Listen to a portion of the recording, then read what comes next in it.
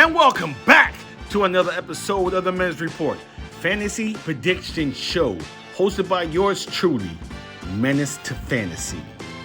Let's go.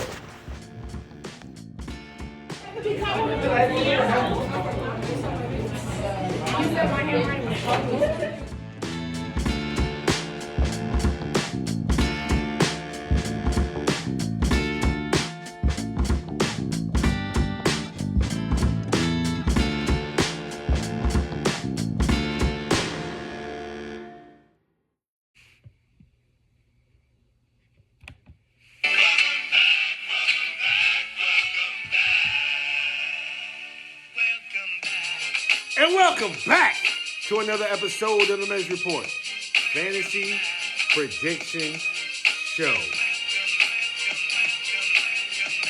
Welcome back, ladies and gentlemen. Hold up. Yeah. Now, told you, I'm trying to be more consistent with these videos. I decided to hop in real quick because there's been some moves that went down again, and I'm here to talk about it. So let's talk again. All right? Let's talk again. Now, the first three moves I'm going to discuss really a huge moves, but I like them. And if you're a football player or a football lover like me, you know some of these moves is huge on the low. It's the jokers who really don't dig deep, don't know these moves is big on the low. So let's get into it. The first thing I want to talk about is the Chris Rodriguez Jr. signing with the Jacksonville Jaguars. Now you might be like, Scoob. Travis Etienne left, and Basho Tootin is more than likely going to be the new number one in that system. Okay, I know Liam Cohen drafted this young man. He's decent, but I like this Chris Rodriguez Jr. signing.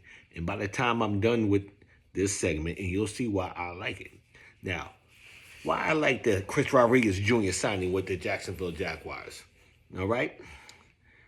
Obviously, he's going to replace Travis Etienne, his volume. He won't get all the touches, but he's there to replace that loss that they're about to take. And the big thing is, they really didn't have to pay for this man. He's cheap. Chris Rodriguez is cheap. 2-year deal for $10 million. That is cheap. That's pennies on the dollar. Really cheap. And the thing with Chris Rodriguez, he's very, very efficient.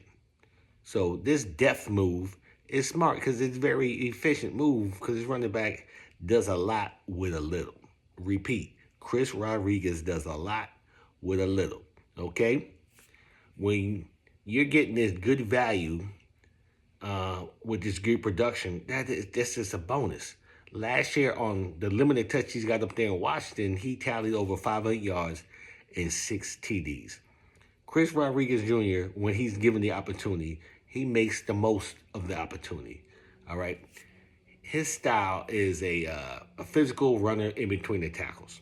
He also can catch the ball. He's got nice hands. He don't have stone hands. He can catch the ball. It's efficiency upside with Rodriguez. Like I said, he does a lot with a little. So even if Tootin is named the starter and he's getting some scraps, he's very effective and efficient with them scraps.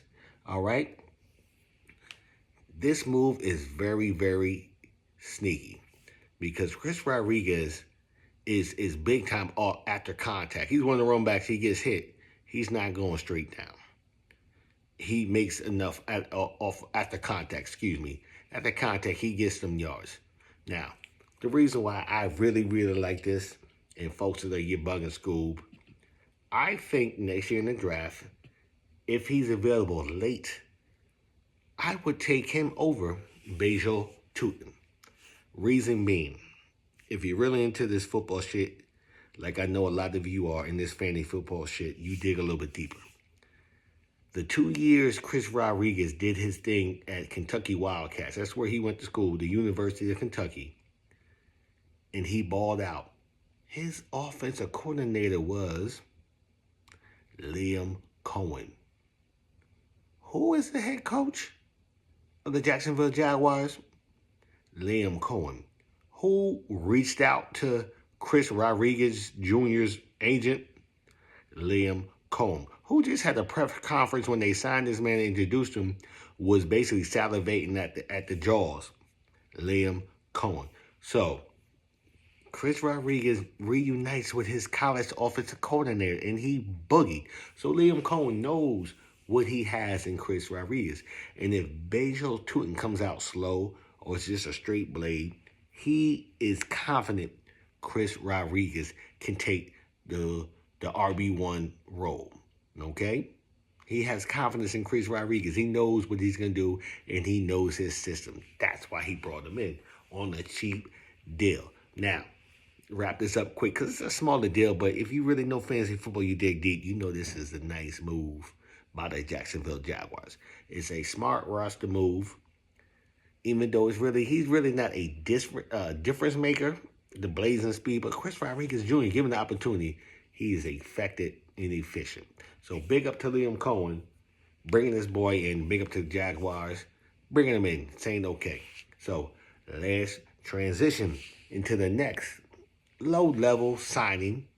Nothing huge, but it can be big on the low. Let's talk about Darnell Mooney signing with the Giants. Why I like it. It's a low-risk, decent upside move by the G-Men. Okay? They gave him a one-year deal, $10 million.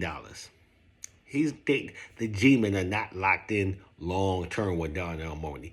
Now, it's almost like a basically prove it deal, because if he comes out and he blacks out, they can bring him back if they want. So this is a cheap deal, and it's smart. He fits the need. The Giants need a particular need. With Wan'Dale Robinson bouncing to the Titans, this cheap move with Darnell Mooney makes sense. The G-Men need speed, and Darnell Mooney can provide that speed. He has legit vertical threat ability. Legit vertical threat ability. Yes, he does. When Malik Neighbors comes back, Darnell Mooney stretching the field will open up the field for Malik Neighbors. You got to pay attention to somebody who's stretching the field. So this is going to help out Malik Neighbors in the long run. Darnell Mooney still has juice in them legs. I know last season it was and I'm going to blame it on Kirk Cousins too, but he still has juice. In 2024, Darnell Mooney had 1K. Okay? He had poor numbers last year. It wasn't because of talent. And I'm not going to blame it all on Captain Kirko. It was about them injuries too. He had a lot of injuries last year, Darnell Mooney. So that kind of hurt him and made him produce poor numbers. Okay? Darnell Mooney is the poster boy for a buy low flyer. All right? He fits this roster big time. Excuse me, I've been sipping. Neighbors is going to draw coverage. When Neighbors comes back, he will draw the coverage. Mooney can cook deep. You leave this boy on the island one-on-one, he will cook somebody. Trust me, the speed ain't going nowhere. He's healthy. If Jackson Dart improves, this only helps out Mooney's value. Okay?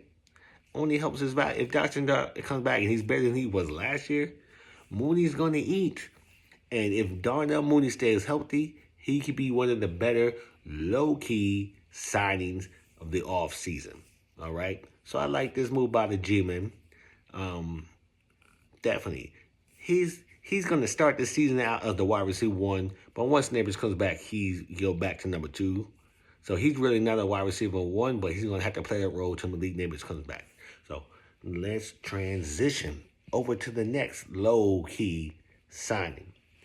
Let's talk about Christian Kirk signing with the San Francisco 49ers. Actually, this is a sneaky smart move by the 49ers. Sneaky smart. Why I like it. He's a perfect wide receiver for the Shanahan wide receiver room in his whole scheme. Christian Kirk is quick. He's versatile. He can play the slot. He can rock with them gadget plays. This plays all in hand with Kyle Shanahan. All right? He's a low risk. He's a one-year deal for $6 million. 1 year deal for $6 million. It's a short term. It's not big, but this is just another weapon for Brock Purdy. Another weapon. He raises the floor in that wide receiver room. They brought in Mike. They got a Ricky Pearsall. Now you got Christian Kirk, and you still got George Kittles, even though he's a tight end.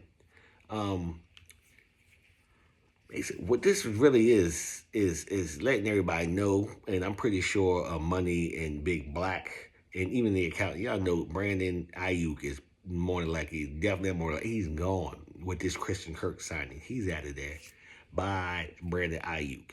All right. So this was a smart move by John Lynch. This gives him depth at the wide receivers position. He fits Kyle Shanahan's system, and it's a cheap gamble. It's a 1 year deal for $6 million. That is great. So big up to the San Francisco 49ers. They're on the low, improving their offense on the low, and this is why I feel that they are a contender. That they're another, Christian Kirk is another weapon. So I'm sorry, another weapon. Let's transition to the biggest move that's happened the past 2 weeks. The trade for Jalen Waddle, the Miami Dolphins to the Denver Broncos. Okay? This was a big swing trade by the Denver Broncos. But, and you know the saying, if somebody says but, just prepare for some shit. If somebody says but, hey buddy, but, good job, but. That word but is crazy. This is a big swing by the Broncos. You know, they got Super Bowl aspirations. This is a big swing, but in my opinion, the Dolphins raped the Denver Broncos on this trade. They got them. They got them. Now, here's the deal. The Denver Broncos got Jalen Waddle. The Dolphins, in return, got 2026, a first-round pick, a third-round pick, and a fourth-round pick.